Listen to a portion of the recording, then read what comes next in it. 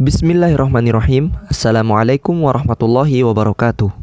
Alhamdulillahirrabbilalamin. Assalatu wassalamu ala asyrafil anbiya wal mursalin Sayyidina Muhammadin wa ala alihi wa sahbihi ajmain, amma ba'du. Pertama-tama, marilah kita panjatkan puja dan puji syukur kita kehadirat Allah Subhanahu wa taala yang telah memberikan kita nikmat sehat dan sempat sehingga kita dapat berjumpa kembali pada mata kuliah kurikulum dan pembelajaran dalam bahasan evaluasi kurikulum.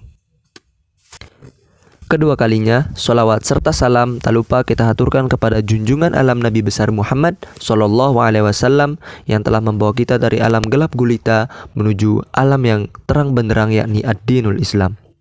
Langsung saja, pada pertemuan kali ini, kelompok 9 akan menjelaskan mengenai evaluasi kurikulum. Di sini saya akan menjelaskan mengenai konsep evaluasi kurikulum dan dokumen evaluasi kurikulum. Konsep evaluasi kurikulum.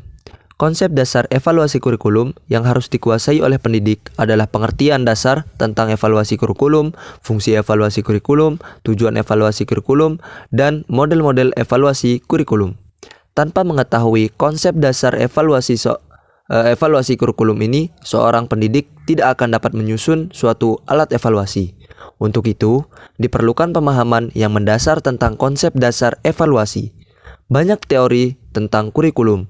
Beberapa teori menekankan pada rencana, yang lain pada inovasi, pada dasar-dasar filosofis, dan pada konsep-konsep yang diambil dari ilmu perilaku manusia. Secara sederhana, dapat diklasifikasikan teori kurikulum menjadi beberapa hal. Yang pertama, penekanan terhadap isi kurikulum. Strategi pengembangan dalam menekankan isi merupakan yang paling lama dan banyak dipakai, tetapi terus mendapatkan pembaharuan dan penyempurnaan, sebab yang mendorong pembaharuan ada bermacam-macam, seperti karena didorong oleh tuntutan untuk menguatkan nilai-nilai dan budaya dari masyarakat, dan karena adanya tuntutan bahwa kurikulum harus berorientasi pada pekerjaan. Yang kedua, penekanan pada situasi pendidikan. Tipe kurikulum ini lebih menekankan kepada masalah yang sangat memperhatikan dan disesuaikan dengan lingkungannya. Tipe ini menghasilkan kurikulum berdasarkan situasi lingkungannya seperti kurikulum perdesaan, kurikulum daerah pesisir, pegunungan, dan sebagainya. Kurikulum ini memiliki tujuan dengan mencari kesesuaian antara kurikulum dengan situasi tempat pendidikan tersebut. Yang ketiga, penekanan pada organisasi. Tipe kurikulum ini lebih menekankan pada proses belajar mengajar, meskipun dengan adanya perbedaan dan pertentangan yang ada. Perbedaan yang jelas antara kurikulum dan menekankan pada organisasi dengan yang menekankan pada isi dan situasi adalah lebih memberikan perhatian kepada para pelajar atau siswa yang ada. Baik, demikian tadi konsep evaluasi kurikulum. Selanjutnya, kita akan membahas tentang dokumen evaluasi kurikulum. Yang pertama, Kurikulum Rencana Pelajaran 1947. Kurikulum pendidikan Indonesia sampai saat ini dimulai dari kurikulum rencana pembelajaran, yakni kurikulum lanjutan yang sebelumnya digunakan semasa penjajahan Belanda, atau disebut juga dengan Leerplan, yang berarti rencana pelajaran. Kurikulum ini memiliki tujuan yang berfokus pada pendidikan pikiran dan pendidikan karakter sebagai warga negara Indonesia.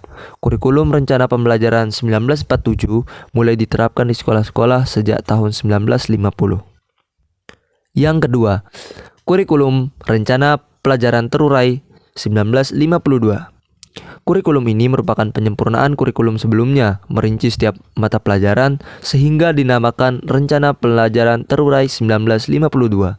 Kurikulum ini sudah mengarah pada suatu sistem pendidikan nasional. Paling menonjol sekaligus ciri dari kurikulum 1952 ini, yaitu setiap pelajaran dihubungkan dengan kehidupan sehari-hari. Silabus mata pelajaran menunjukkan secara jelas seorang guru mengajar satu mata pelajaran. Yang ketiga, Kurikulum 1964. Pemerintah kembali menyempurnakan sistem kurikulum pada 1964, namanya Rencana Pendidikan 1964. Ciri-ciri kurikulum ini, pemerintah mempunyai keinginan agar rakyat mendapat pengetahuan akademik untuk pembekalan pada jenjang SD, sehingga pembelajaran dipusatkan pada program Pancawardhana, yaitu pengembangan moral, kecerdasan, emosional atau artistik, keterampilan, dan jasmani. Selanjutnya yang keempat, kurikulum 1968.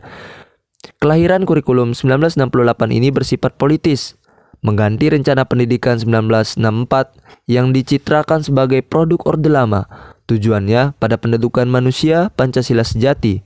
Kurikulum 1968 menekankan pendekatan organisasi materi pelajaran, kelompok pembinaan Pancasila, pengetahuan dasar, dan kecakapan khusus. Jumlah pelajaran ada 9. Selanjutnya yang kelima ada kurikulum 1975. Pada kurikulum 1975, sistem pendidikan memiliki orientasi pada tujuan dengan harapan dapat lebih efektif dan efisien.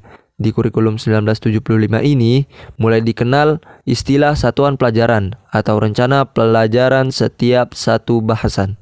Setiap satu pelajaran diperinci lagi menjadi petunjuk umum, tujuan instruksional khusus, materi pelajaran, alat pelajaran, kegiatan belajar mengajar, dan evaluasi. Selanjutnya yang keenam, kurikulum 1984. Kurikulum 1984 mengusung proses skill approach. Meski mengutamakan pendekatan proses, tapi faktor tujuan tetap penting. Kurikulum ini juga sering disebut kurikulum 1975 yang disempurnakan. Pada posisi ini, siswa ditempatkan sebagai subjek belajar dari mengamati sesuatu, mengelompokkan, mendiskusikan, hingga melaporkan. Model ini disebut cara belajar siswa aktif, CBSA. Selanjutnya, yang ketujuh, ada kurikulum 1994 dan suplemen kurikulum 1999. Kurikulum 1994 merupakan hasil upaya memadukan kurikulum sebelumnya, terutama kurikulum 1975 dan 1984. Tetapi perpaduan antara tujuan dan proses belum berhasil, sehingga banyak kritik berdatangan disebabkan oleh beban belajar siswa dinilai terlalu berat dari muatan nasional sampai muatan lokal, misalnya bahasa daerah, kesenian, keterampilan daerah, dan lain-lain. Akhirnya, kurikulum 1994 menjelma menjadi kurikulum super padat. Selanjutnya ada kurikulum 2004. Sebagai pengganti kurikulum 1994 adalah kurikulum 2004 yang disebut dengan kurikulum berbasis kompetensi atau KBK. Suatu program pendidikan berbasis kompetensi harus mengandung 3 unsur pokok, yaitu pemilihan kompetensi yang sesuai, spesifikasi indikator-indikator evaluasi untuk menentukan keberhasilan pencapaian kompetensi, dan pengembangan pembelajaran. Selanjutnya ada kurikulum 2006. Berbagai kekurangan dalam KBK berakhir di awal tahun 2006 yang kemudian diganti dengan KTSP, kurikulum tingkat satuan pendidikan. Dari segi ini, dan proses pencapaian target kompetensi siswa dan teknik evaluasi pelajaran tidak banyak yang berubah dengan KBK, akan tetapi terdapat perbedaan yang cukup signifikan untuk guru yang diberikan kebebasan dalam merancang pembelajaran yang sesuai dengan lingkungan dan kondisi siswa di sekolah tersebut. Dan yang terakhir adalah kurikulum 2013. Kurikulum ini adalah pengganti kurikulum KTSP. Kurikulum 2013 memiliki 3 aspek penilaian, yaitu aspek pengetahuan, aspek keterampilan, dan aspek sikap dan perilaku. Di dalam kurikulum 2013, terutama di dalam materi pembelajaran terdapat materi yang dirampingkan dan materi yang ditambahkan. Materi yang dirampingkan terlihat ada di materi Bahasa Indonesia, IPS, PPKN, dan sebagainya. Sedangkan materi yang ditambahkan adalah materi matematika. Sekian yang dapat saya sampaikan. Selanjutnya akan dilanjutkan oleh Saudara Arya. Terima kasih. Baik, saya akan sedikit menjelaskan tentang implementasi evaluasi kurikulum. Implementasi merupakan proses yang diterapkan dalam mewujudkan suatu gagasan untuk dapat mencapai pada tujuannya.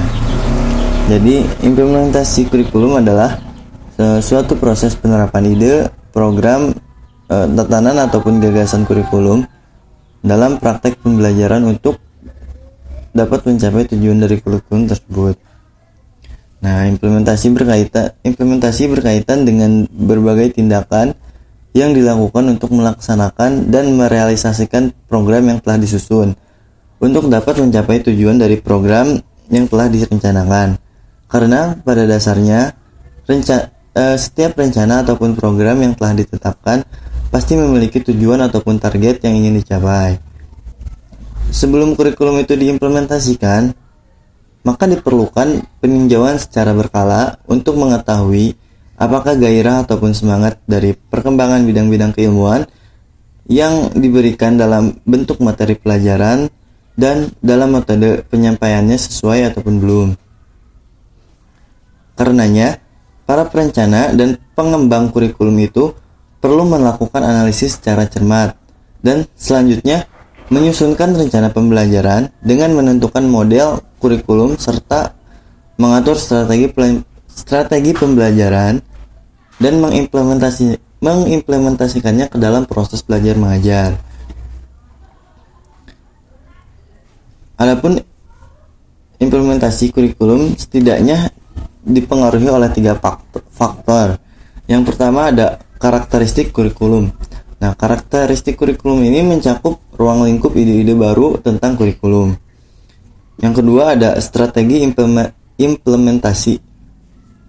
Strategi implementasi adalah strategi yang digunakan dalam implementasi yang dapat mendorong penggunaan kurikulum di lapangan, seperti diskusi, seminar, dan lain sebagainya. Yang ketiga ada karakteristik pengguna kurikulum. Karakteristik pengguna kurikulum adalah yang meliputi tentang pengetahuan, keterampilan, dan sikap guru untuk merealisasikan kurikulum tersebut dalam pembelajaran. Ada pula yang mengemukakan bahwa faktor yang mempengaruhi implementasi kurikulum adalah dukungan dari kepala sekolah, dukungan dari rekan-rekan para guru, dan dukungan internal dari dalam diri guru itu sendiri. Dari berbagai faktor tersebut, guru merupakan faktor penentu di samping dari faktor-faktor yang lain. Selanjutnya ada hasil evaluasi kurikulum. Evaluasi kurikulum dapat menyajikan informasi mengenai kesesuaian dan efektivitas kurikulum tersebut terhadap tujuan yang ingin dicapai, yang mana informasi ini dapat berguna sebagai bahan untuk membuat keputusan apakah kurikulum tersebut tetap dijalankan dengan adanya revisi ataupun kurikulum tersebut harus diganti dengan kurikulum yang baru.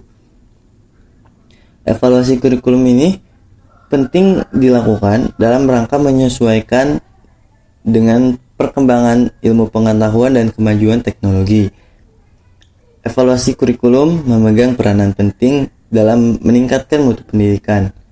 Hasil dari evaluasi kurikulum dapat digunakan oleh para pemegang kebijakan pendidikan dan pengembang kurikulum dalam memilih dan menetapkan kebijakan pengembangan sistem pendidikan. Hasil dari evaluasi kurikulum juga dapat digunakan oleh para guru-guru, kepala sekolah, dan para pelaksana pendidikan lainnya dalam memahami dan membantu perkembangan peserta didik, memilih bahan pelajaran, memilih metode dan alat-alat bantu pelajaran, dan cara penilaian serta fasilitas pendidikan lainnya. Adapun faktor pendukung dari evaluasi kurikulum dalam meningkatkan mutu pendidikan. Faktor yang pertama ada faktor dukungan dari pemerintah. Faktor ini sangat menentukan efektivitas dalam suatu evaluasi kurikulum yang dilaksanakannya, seperti alokasi dana dari pemerintah seperti APBN dan APBD, dan juga pemberian kewenangan pada pengelolaan sekolah menjadi salah satu penentu keberhasilan. Faktor yang kedua ada kepemimpinan dan manajemen sekolah yang baik. Evaluasi kurikulum akan berjalan dengan baik jika ditopang oleh kemampuan kepala sekolah dalam memimpin dan mengelola sekolah dengan baik, yang mampu menciptakan suasana sekolah yang selalu kondusif untuk proses belajar mengajar. Faktor yang ketiga ada kondisi sosial dan apresiasi dari masyarakat terhadap pendidikan. Salah satu faktor eksternal Yang dapat membantu keberhasilan dari evaluasi kurikulum adalah suasana tingkat pendidikan orang tua siswa dan masyarakat. Apresiasi dari orang tua siswa dan masyarakat dalam mendorong anak-anaknya untuk terus belajar sangat membantu dalam keberhasilan evaluasi kurikulum. Faktor yang keempat dan terakhir adalah profesionalisme. Faktor ini sangat membantu dalam upaya menentukan mutu pendidikan dan kinerja dari sekolah tersebut. Karenanya, tanpa profesionalisme, kepala sekolah, guru, dan para pengawas, maka akan sulit untuk mendapatkan suasana belajar yang bermutu tinggi. Maka dari itu, sangatlah penting untuk melakukan evaluasi kurikulum dalam meningkatkan mutu pendidikan. Evaluasi kurikulum dapat menyajikan informasi mengenai kesesuaian dan efektivitas kurikulum tersebut terhadap tujuan yang ingin dicapai. Yang mana informasi ini sangat berguna sebagai bahan pembuat keputusan. Apakah kurikulum tersebut masih dijalankan tetapi dengan adanya revisi, ataupun kurikulum tersebut harus diganti dengan kurikulum yang baru.